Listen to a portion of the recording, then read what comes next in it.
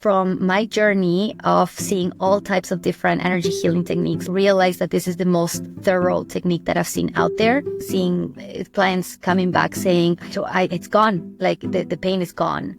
To people thinking it's hocus pocus, to actually now thankfully having more science behind it as well. There's a lot of shame around when I work with my clients, and fear. I think fear is one of the ones that I've seen the most. A lot of the times when we're doing a lot of work in this lifetime and something keeps coming up, people tend to miss that maybe it's ancestral. It's okay to be okay. A lot of the times people actually are so used to not being okay that they're addicted to that feeling of not being okay, that when they are okay, they freak out. Once you do them over and over again for enough time, the feeling comes in. And that's what changes things, right? So it's not just the thought, it's the feeling that comes with that thought. Too long we've been asked to be stoic, which is just suppress our emotions. And in certain cases, that's okay.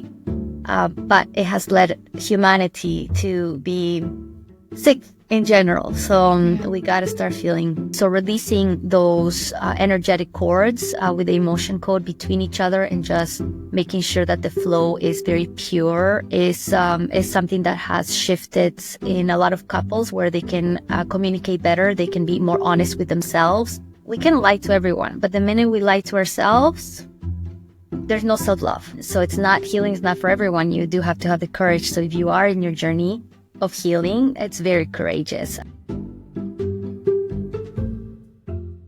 Hi everyone, and welcome to Mind, Body and Soul Conversations podcast, where we explore the transformative power of spirituality, personal growth and holistic healing. Each episode I sit down with authors, experts and practitioners who bring fresh insights and wisdom to help us thrive in every aspect of our life. Today's guest is Maira Kuzminski-Vallejo, a holistic nutritionist, mindset mastery coach, and a certified emotion and body code practitioner. Maira has helped countless people, including myself, transform their health and lives through her integrative approach that gets to the root causes of their challenges. I can't wait to dive into her incredible insights today, where she will give us tips, techniques, and resources to help empower us to live our greatest life.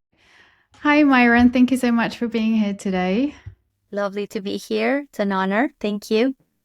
So I have already made a brief introduction, but can you tell us more about yourself and share with us your journey towards holistic healing? For sure, yes. So my journey started in medical school about 12 years ago. My plan was to become a doctor and help people heal.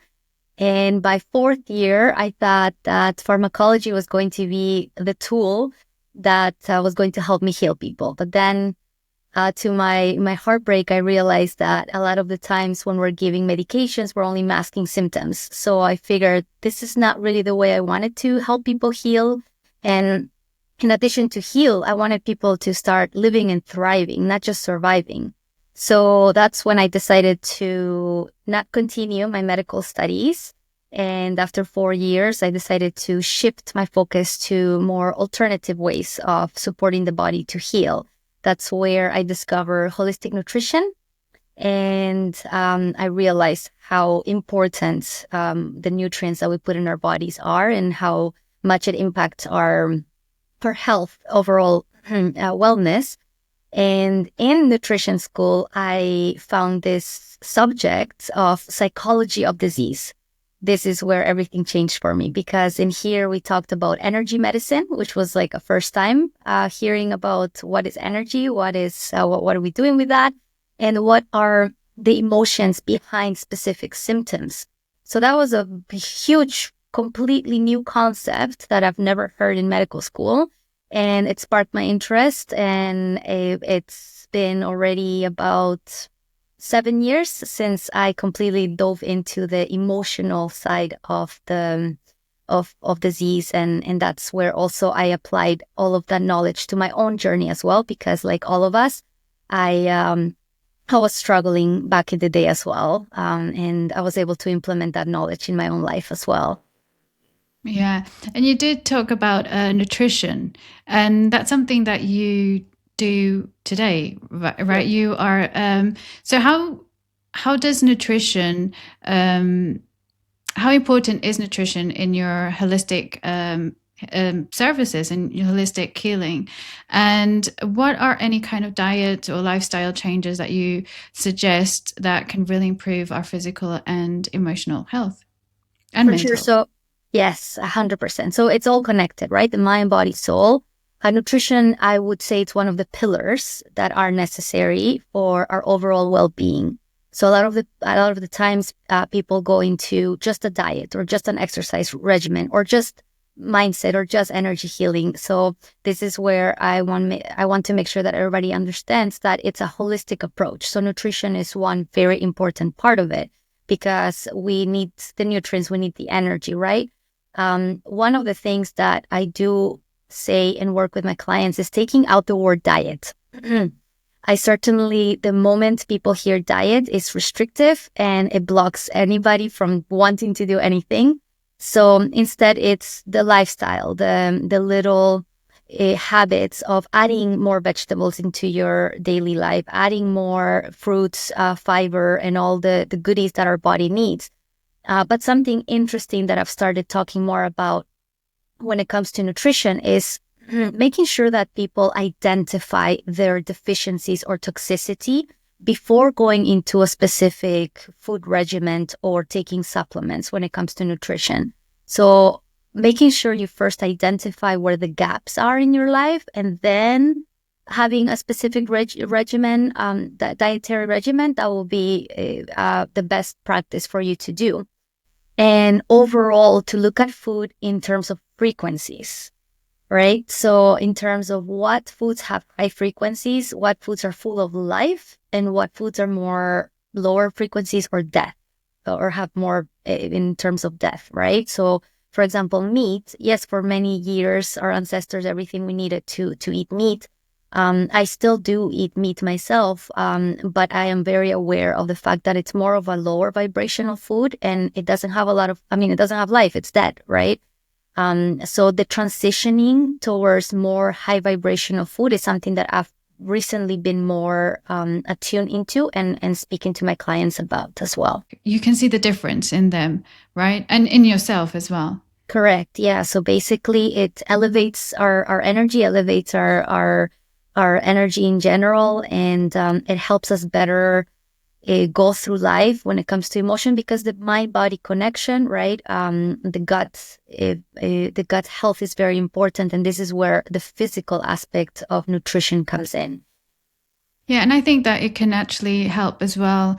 Like even with our own like healing therapies, it helps it go even more deeper and help flow better, right? Because we have more of a balance in our body as well, right? Yes, Yeah. yes, exactly. Exactly. One small tip that anybody can start with is, for example, in the morning, drinking celery juice. Celery is is a very high vibrational food. It's very easy. It might not taste the best at the beginning, but once you get used to it, but it's just thinking of terms of what food will raise my vibration. Okay, great. And you do, I've had consultations with you with emotion and body code. And of course, we have to talk about that. So, for those who don't know what it is, can you explain what emotion and body code is? For sure. The emotion code is basically an energy healing technique. It was made by Dr. Bradley Nelson. So over the year, he's a chiropractor doctor. So over the years, he gathered all the information that he was seeing through his clients, his patients, as well as combining Ayurvedic medicine, Chinese traditional medicine, the conventional medicine, and he put together this system that, from my journey of seeing all types of different energy healing techniques like Reiki, even nutrition itself, all of the healing techniques, I realized that this is the most thorough technique that I've seen out there because of the system itself that he put together. And the beautiful thing is that he allows us to learn how to use our own bodies to identify specific imbalances or emotional baggage. And you can do this yourself with the emotion code. And it basically, you use your muscle testing, or also known kinesiology. which is a very underrated yet powerful tool for everyone to have, to like use our own body to ask yes and no questions and find the answers. That's huge, right? So it's a very beautiful technique because I love the fact that it's available for everyone. But then there are those who, of course, don't feel comfortable enough with their own muscle testing, so then they can go and work with certified emotion code practitioners like myself. But it's readily available. Anybody can do it. The book is on Amazon. You can listen to it. And it's like I mentioned, there are about, I think, more than 50 different energy healing modalities out there, and they all have their space in it. And I love them all. I've tried them, a lot of them. But however, my personal preference is with the emotion code, and I've seen beautiful shifts working with it. So.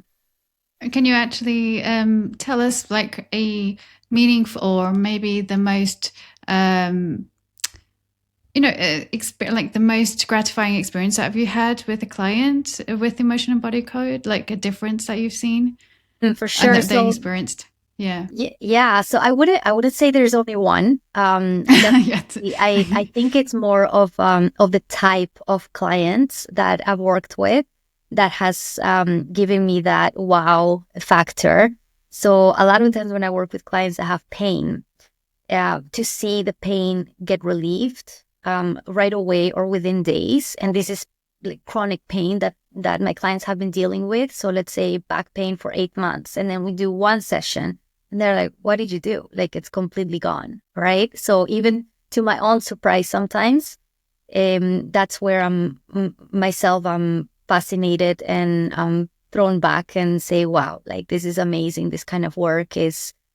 To people thinking it's hocus pocus, to actually now thankfully having more science behind it as well, and understanding how it actually works, how the energy world works on a quantum level.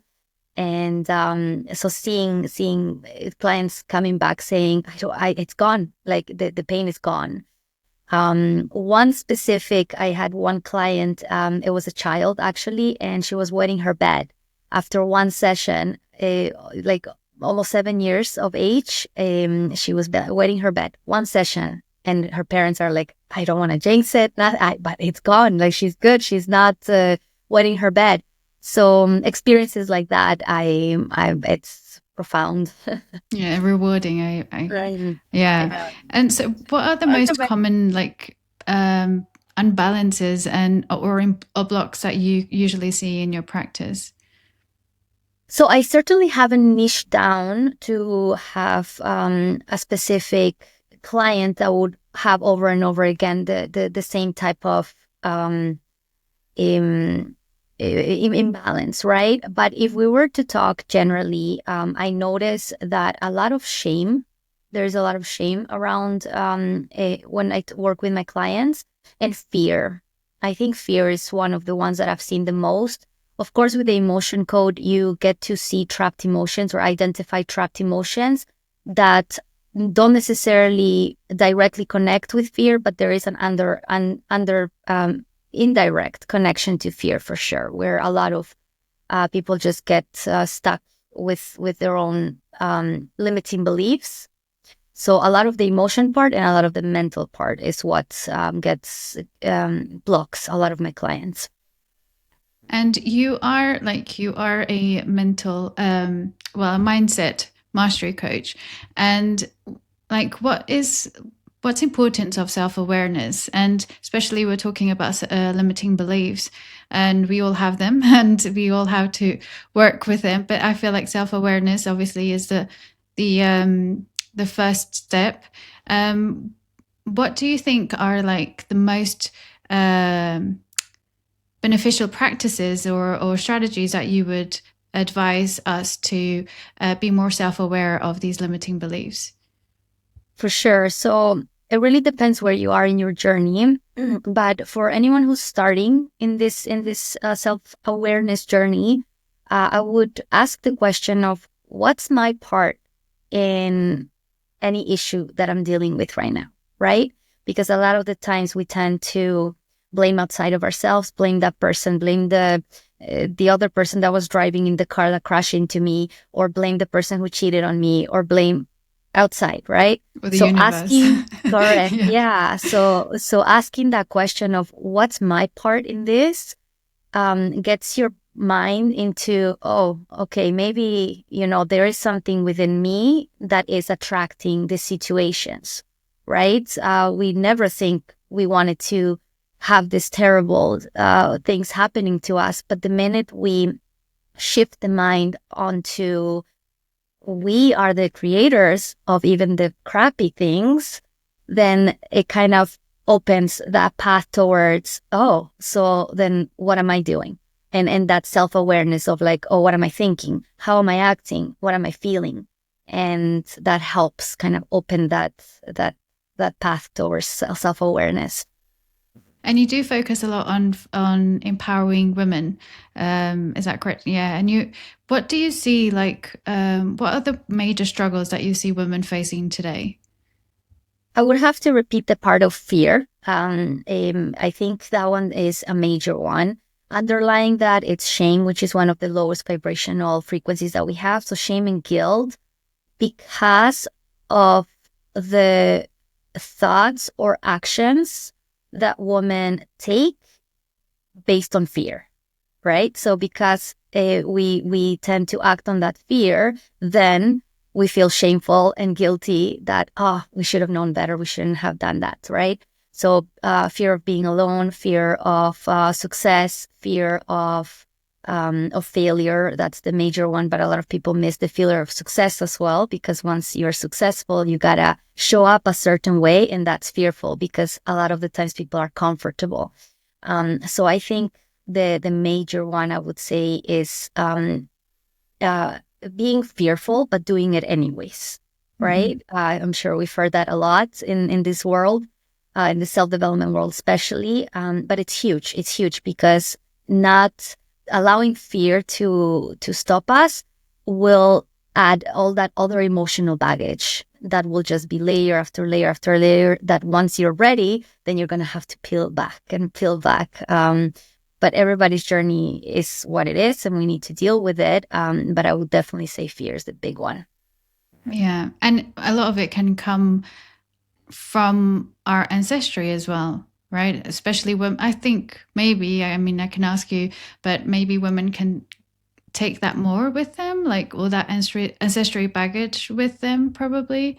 I'm not entirely sure if it's just women who are more susceptible. For sure, we're more emotional and we Yeah. receive, right? When it Yeah. comes to even in partnerships, we are the receivers, men are the givers. So in that case, yeah, maybe it would make sense that we women are more susceptible to getting to receiving any even ancestral baggage, emotional baggage, traumas, right? But to that point, yes, a lot of the times when we're doing a lot of work in this lifetime and something keeps coming up, people tend to miss that maybe it's ancestral. Maybe something needs to be healed because somebody in the back of the line of life had something going on that passed it on. And until we don't hit that frequency and that specific emotion, something might not shift, right? So ancestral trauma, definitely something big to look into for sure. And a good thing about emotion and body code is that you can address that and clear that, and even like things that we absorb from others. So, and I feel like that's why I feel like motion and body code is so complete in that sense as a energy healing technique. Yeah. Um, Yeah, so that's correct. Exactly. So it's huge. That's why I said the emotion code and the body code together. It's so thorough. It's one of the most thorough energy healing techniques out there because it goes through the emotions, and within the emotions, like you mentioned, there are the absorbed emotions, the inherited emotions, the prenatal emotions, the preconceptual emotions. There's so many different types of trapped emotions, and that's just one part of the body code. Then we have deficiencies on nutrition. Then we have energies that might be offensive. So things like entities or energetic cords. So it is a lot. And because they teach you how to use your own body to get to the right answers, you are you're working with a personalized approach, yours, because you're working with your subconscious, right? So if your subconscious feels like the issue that you're dealing with is ancestral, it will take you to the ancestral. But maybe it's something completely different. Maybe it's an imbalance in your liver. It's just not happy because of whatever situation. So something that Dr. Bradley teaches us is anything can cause anything, right? So we cannot close our minds to oh, just because the liver is known for generating anger, it might not be that at that moment for you specifically. So the beautiful thing about the emotion code is it's so personalized, and it will take you exactly where you need to go to heal whatever you need to. Yeah.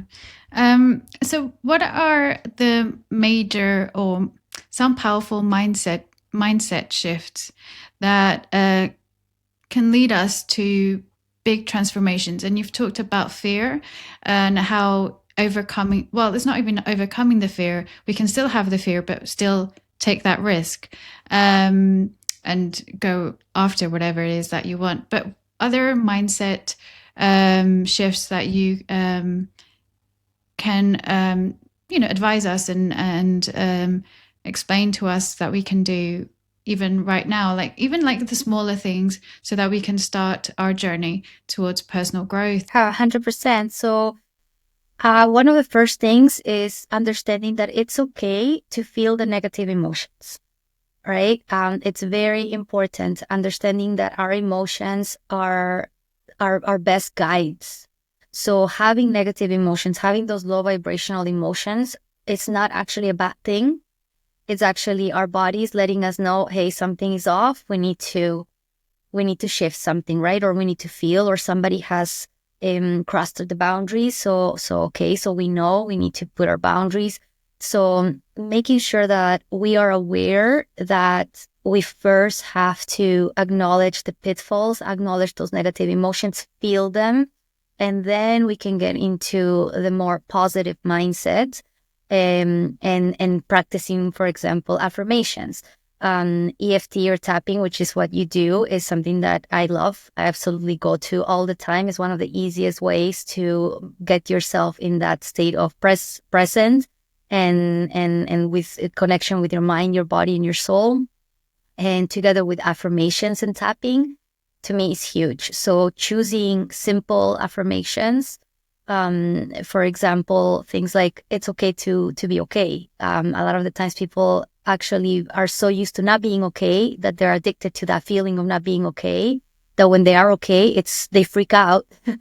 So an affirmation of, saying it's okay to be okay. It's okay to be okay. Right. But again, it's so individualized and personalized to who you are, that finding those specific affirmations that work for you, and doing them. It's I know at the beginning it feels like it doesn't work, but once you do them over and over again for enough time, the feeling comes in, and that's what changes things, right? So it's not just the thought, it's the feeling that comes with that thought. So until we don't align that feeling with that thought, things won't change. But in order to get there, we have to do the work. Exactly. Yeah. So for sure that the biggest mindset shift, I would say, is first being okay with feeling whatever you need to feel, and then making sure that I do the work. I'm putting the work. I'm putting the work because I'm worthy enough. I'm putting the work. Oh, that's amazing. That's very good advice. And I do feel like I think that our society kind of like repress it. Like it's normal to repress our emotions, like crying, for example, is not a bad thing. And for example, for me, I cry when I'm happy. I'm cry when I'm frustrated, when I'm angry, when I'm sad. And we grow up like everyone saying, "Oh, you don't need to cry. Why are you crying?" And that's something that we keep repressing and repressing, and then we get used to repressing our emotions. And I feel like it's so important, like you said, to feel them and know that every emotion is okay. And healing techniques such as obviously emotion body code and tapping are such great ways for us to be able to feel our emotions and then release them, because it's very important to release, because I feel like one of our main problems is just the repressing of our emotions. And then it gets to a point that we don't know how to deal with them. Exactly. And they just start manifesting as either pains in the body or bad habits or self-sabotaging things. Yeah. And you get to a point where like you don't even know why you're doing it, right? But it's most likely because of all this emotional baggage that is just trying to come out one way or another. I love that you mentioned that you cry on every occasion, right? Like it can be Yeah. happy, it can be sad, and that's something that we haven't been taught, that crying actually is a natural response of our bodies, that because it's trying to regulate itself, right? So when we hold on to that cry, or somebody tells us, "Oh, it's okay, don't cry," they have good intentions, but in reality, it's counteractive of what we actually need to do. We need to release. The body's asking us to cry for a specific reason. And with crying, a lot of the time people say, but I cry all the time.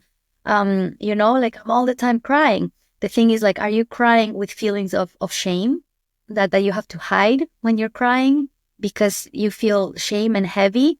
So that's not really processing, and that's not really allowing your body to cry with complete peace and release, to the point where you cry so much, you tremble, and your body gets so tired afterwards. That's when you know you have released, and you don't Yeah. feel guilt or shame that you've been crying.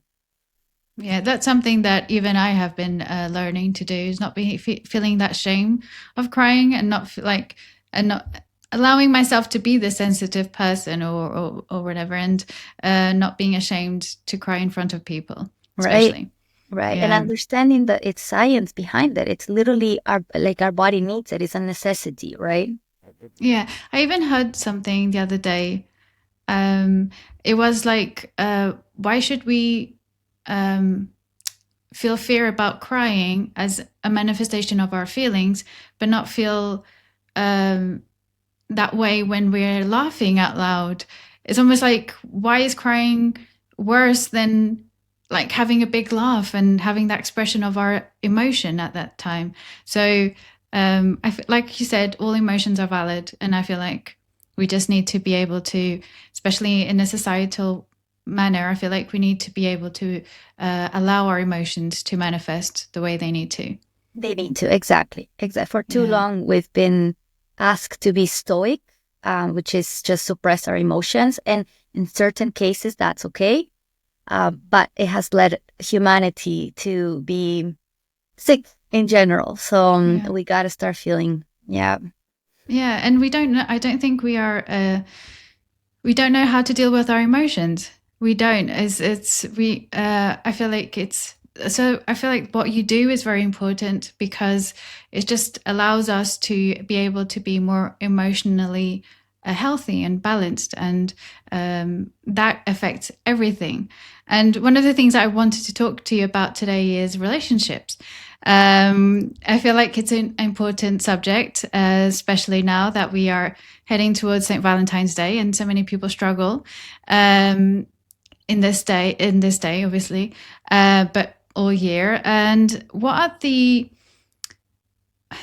so our emotions, like our blocked emotions and emotional imbalances and all that stuff that we talked about, they can affect obviously our relationships.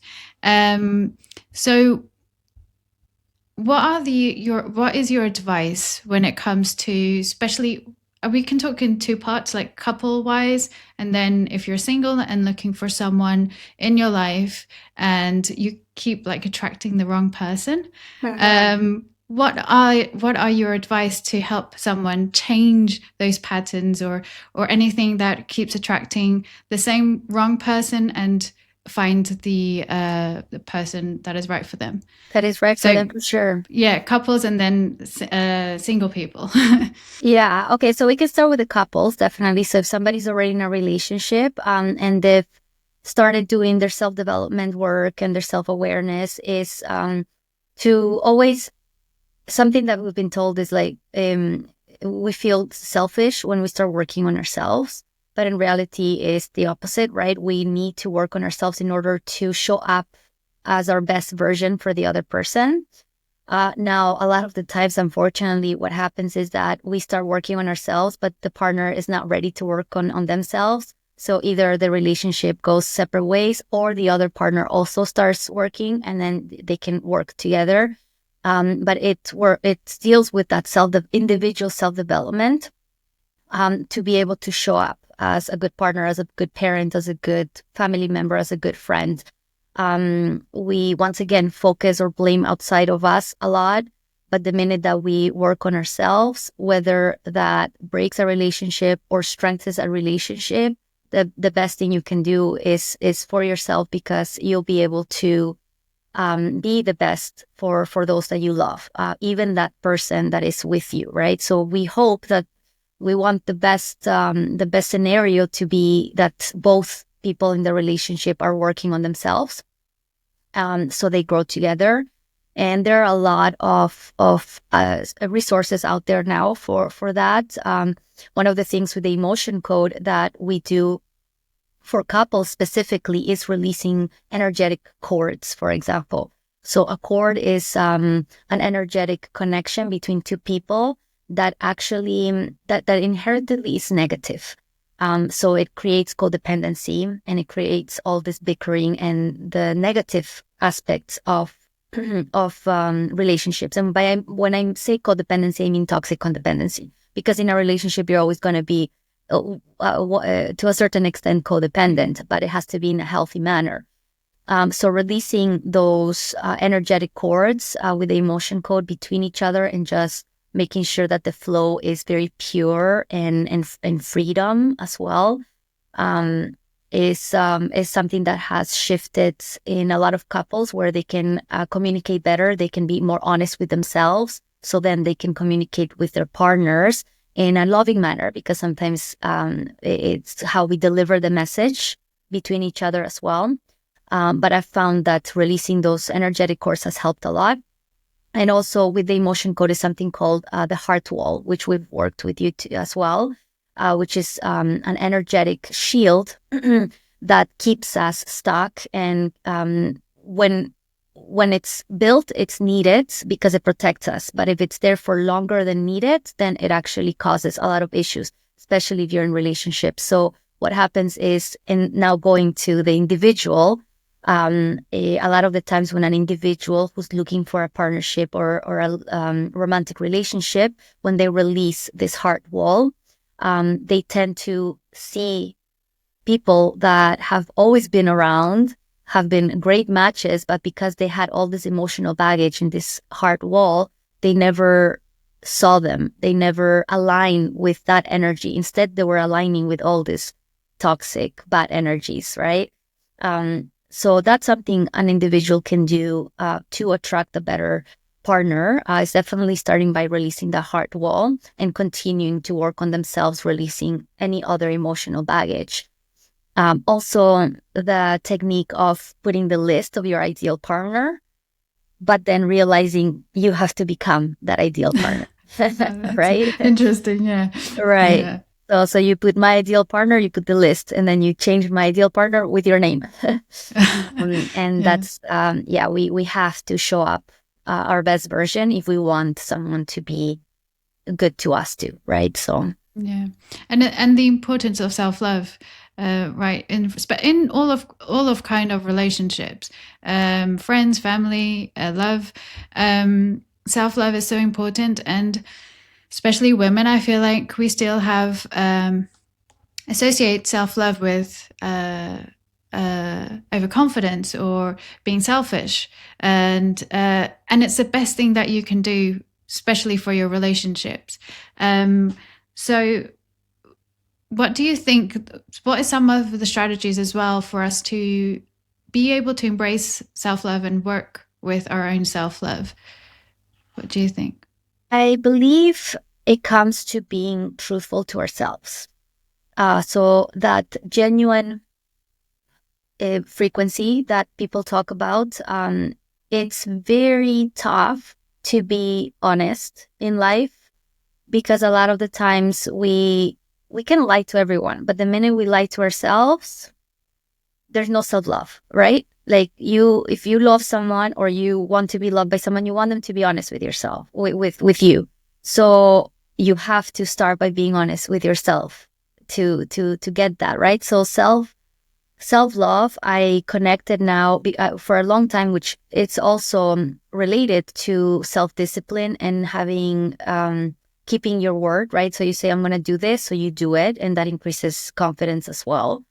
But more than anything now in my journey, my own journey as well, is that being truthful to yourself, right? You can work with practitioners, you can have your best friend, you can have your mom, you can have whoever, you can tell them whatever.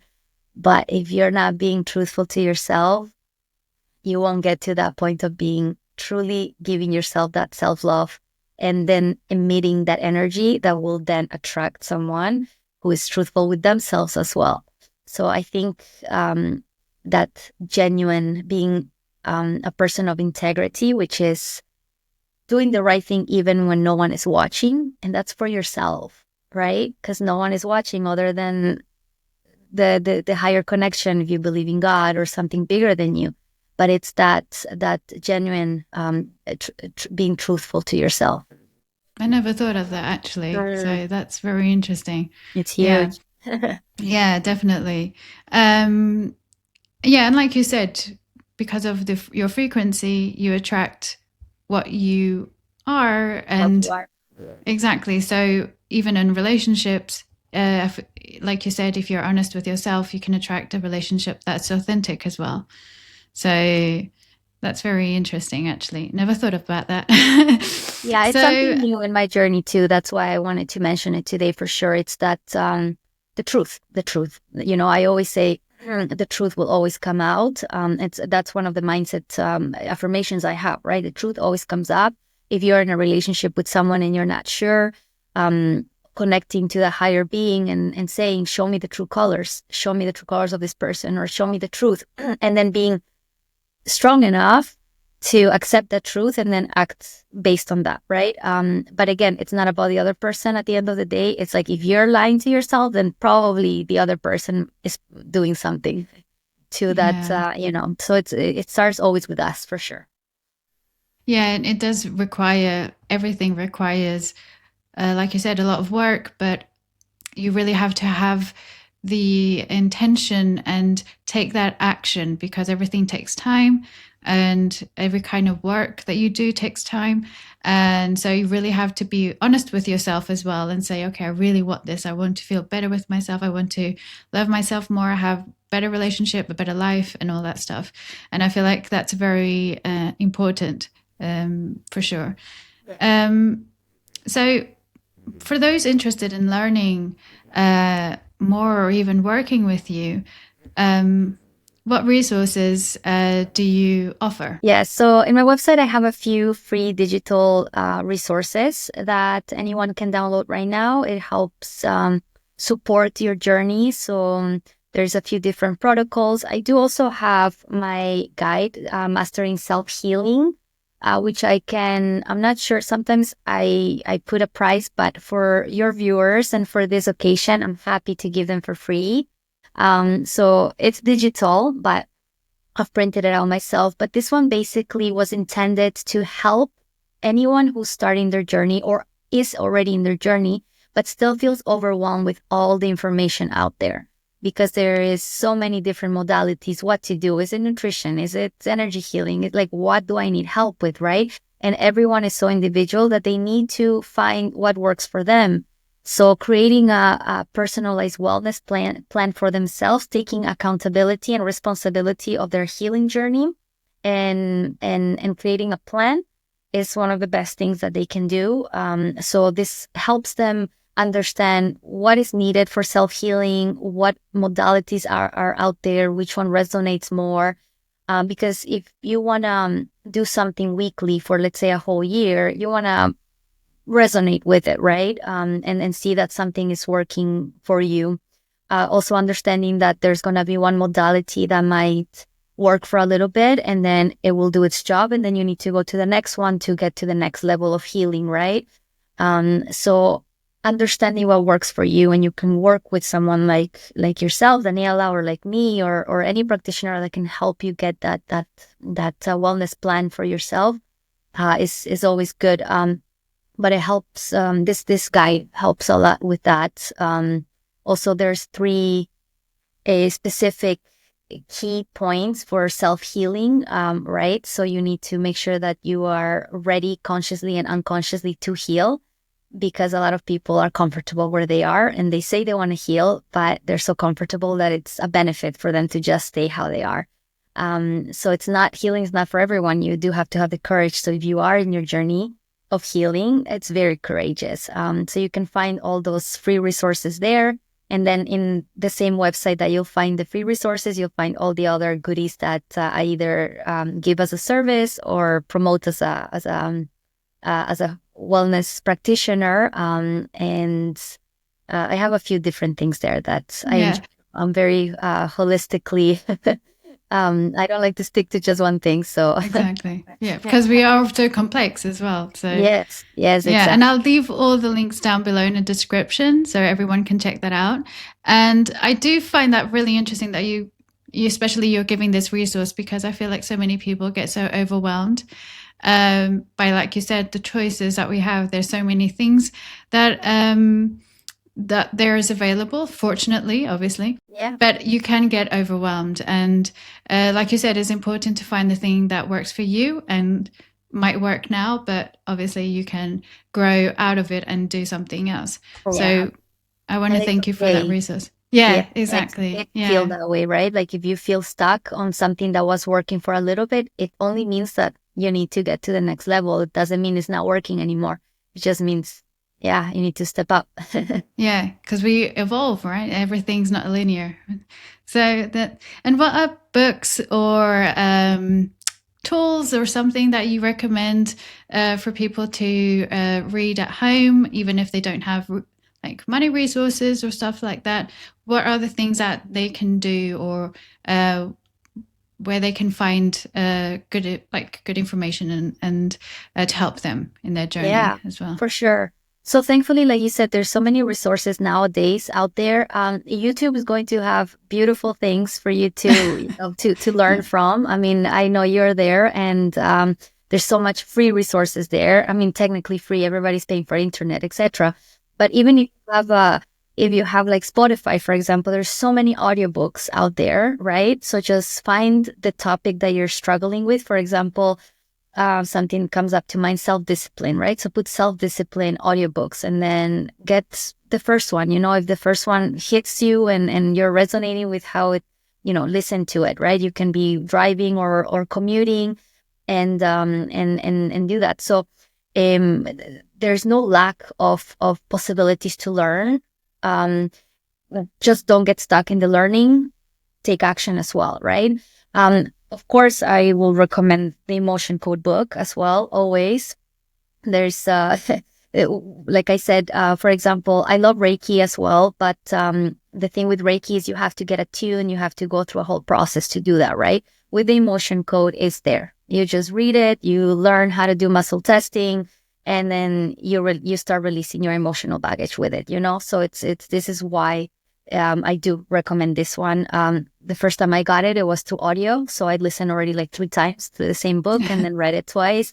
And then I got certified on it. So definitely the Emotion Code. One of the affiliates that I have in my website is from this girl named Flora. She does mindset mastery, self-concept. So she's the one I've been using myself as a practitioner. So I have her link and her affiliate, and I recommend my clients too if they're interested.